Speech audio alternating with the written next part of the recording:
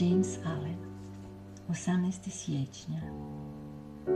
Izvana mogu bjesniti oluje, no one ne mogu utjecati na nas ako smo iznutra u miru.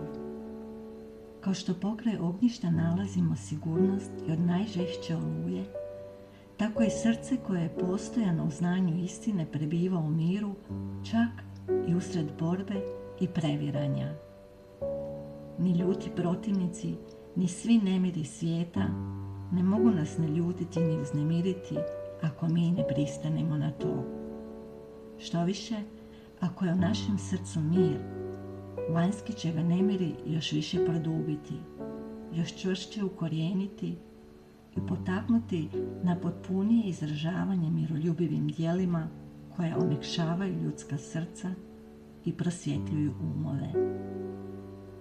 Blagoslovljen je onaj kome ne postoji nijedna uvreda ili povreda, u čijem se čistom srcu ne može ukorijeniti ni nabujati ni jedna zlobna misao o drugome.